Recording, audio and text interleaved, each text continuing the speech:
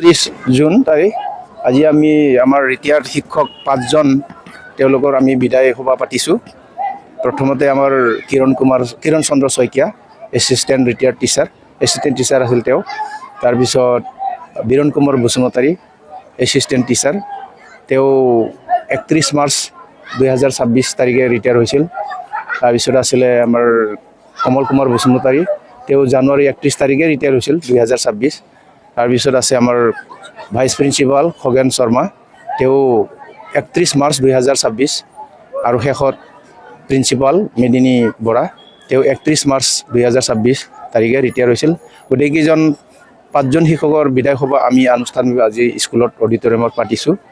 গতিকে অনুষ্ঠান প্ৰথম অৱস্থাত ঠিকে আছিল, কিন্তু আমাৰ দুৰ্ভাগ্য যে কাৰেণ্টটো নথকাৰ কাৰণে আমাৰ বহুতখিনি খেলি মেলি হৈছে। তাৰ কাৰণে মই বিদায় প্ৰাৰ্থীসকলৰ ওচৰত মই ক্ষমা মাগিছোঁ, আৰু আমাৰ যিসকল ডিষ্টিংগুইছ গেষ্ট আছিল তেওঁলোকৰ ওচৰতো মই ক্ষমা খুজিছোঁ।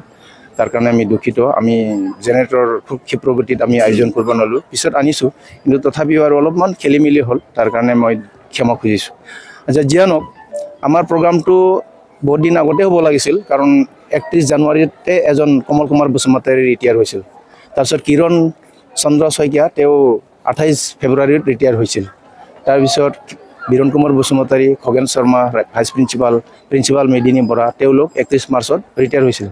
তিনিজনৰ 3 মাহ দেৰি হ'ল, কিন্তু বাকী কমলৰ কিন্তু 5 মাহ দেৰি হৈছে, আৰু কিৰণ শইকীয়া তেওঁৰ কিন্তু 4 মাহ দেৰিকৈ হ'ল। দেৰিকৈ হ'লেও আমি তাৰমানে বিভিন্ন অসুবিধাৰ কাৰণে আমি দেৰিকৈ পাতিবলগীয়া হ'ল। প্ৰথমতে এপ্ৰিল মাহত ইলেকশ্যন গ'ল, ইলেকশ্যনৰ পিছত ৰিজাল্ট, তাৰপিছত মেট্ৰিকৰ ৰিজাল্ট আহিল, হায়াৰ ছেকেণ্ডেৰী ৰিজাল্ট আহিল, তেওঁলোকৰ এডমিশ্যনৰ সময়তো বহুতখিনি সময় গ'ল।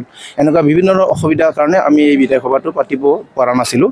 পিছত আমি SMDC আৰু আমাৰ ষ্টাফ জইণ্ট মিটিং এটা লৈ পেলাই আমি আজিৰ দিনটো সিদ্ধান্ত লৈছিলোঁ।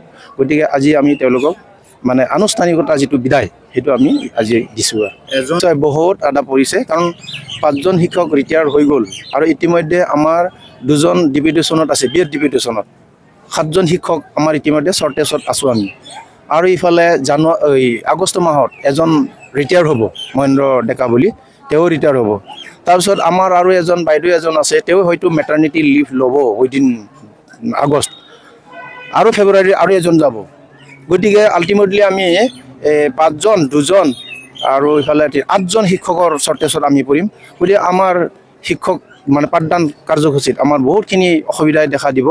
আৰু অলপ আগতে এসপ্তাহ আগত 22 তাৰিখে আমাৰ ইয়াৰ পৰা এজন এছিষ্টেণ্ট টিচাৰ, তেওঁ এটা ট্ৰেন্সফাৰ লৈ পেলাই বাদলাপাৰা মডেল স্কুলত গৈছে। গতিকে তেওঁ নিজৰ ব্যক্তিগত উদ্যোগতে বা ইয়াৰ পৰা কামৰ অব্যাহতি লৈ পেলাই যোৱা বুলি আমি গম পাইছোঁ।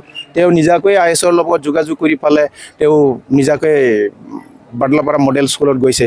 গতিকে তেনেকুৱা যদি শিক্ষকবিলাকে যদি যাব খোজে, তেতিয়াহ'লে আমাৰ ইয়াতে পাঠদান কাৰ্যসূচীত বহুত ক্ষতি হ'ব।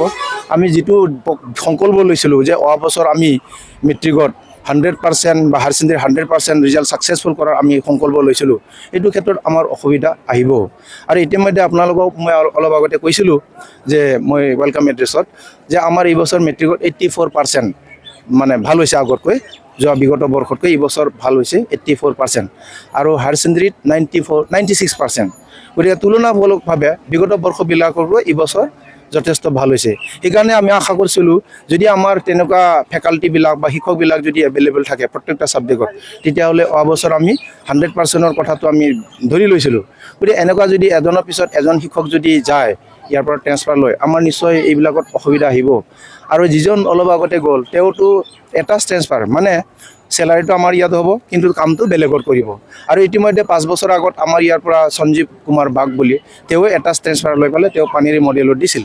তেওঁ এতিয়া তাতে কাম কৰি আছে, দৰমহাটো কিন্তু আমাৰ স্কুলৰ পৰা লৈ আছে। গতিকে 2 জন শিক্ষক তেনেকুৱাকৈ এটা ট্ৰেন্সফাৰ গৈছে। আৰু অলপ শুনিব পাইছোঁ কোনোবা আৰু এজন বোলে যাব ওলাই আছে ইয়াৰ পৰা এটা ট্ৰেন্সফাৰ বিচাৰি। গতিকে এনেকুৱা যদি হয় আমাৰ অসুবিধা আহিব।